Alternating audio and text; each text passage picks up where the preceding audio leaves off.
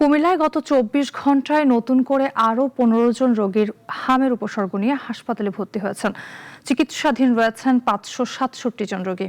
জেলার হাম পরিস্থিতি নিয়ে আরও জানব সহকর্মী রুবেল মজুমদারের কাছ থেকে। দিন যত যাচ্ছে কুমিল্লার হাম আক্রান্ত রোগীর সংখ্যা ঠিক ততই বাড়ছে।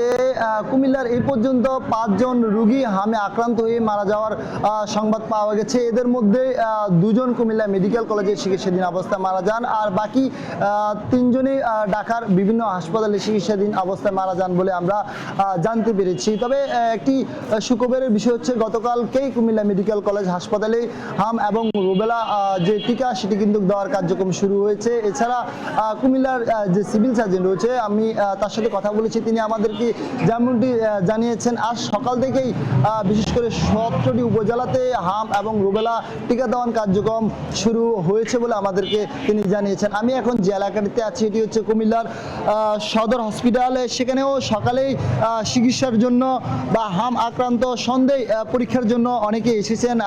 তারা আমাদেরকে অভিযোগ করেছেন, বিশেষ করে এই হসপিটালটিতে হাম এবং রুবেলা আক্রান্ত আইসোলেশন না থাকার অভিযোগ করছেন, এবং তারা আমাদেরকে বলছেন বিশেষ করে চিকিৎসকের ঘাটতির কথা তারা আমাদেরকে অভিযোগ করেছেন। তবে আমরা আজকে সকাল থেকে বেশ কয়েকটি সরকারি হাসপাতাল ঘুরে দিয়ে গিয়েছি। সেখানে কয়েকটিতে আইসোলেশন রয়েছে হাম আক্রান্তদের জন্য, সেখানেও কিন্তু তারা চিকিৎসা দিচ্ছেন।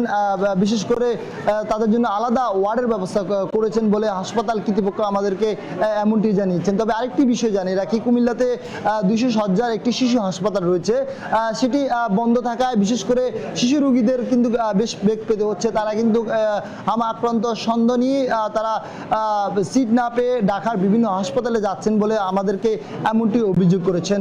আমরা আরও একটি হসপিটালে গেছি, সেটি হচ্ছে কুমিল্লা ১৪ গ্রাম স্বাস্থ্য কমপ্লেক্স। সেখানেও একই অবস্থা দিয়ে গিয়েছে।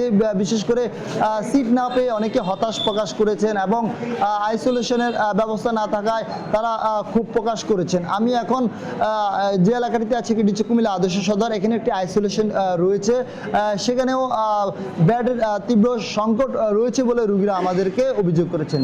তো এ ছিল কুমিল্লা থেকে।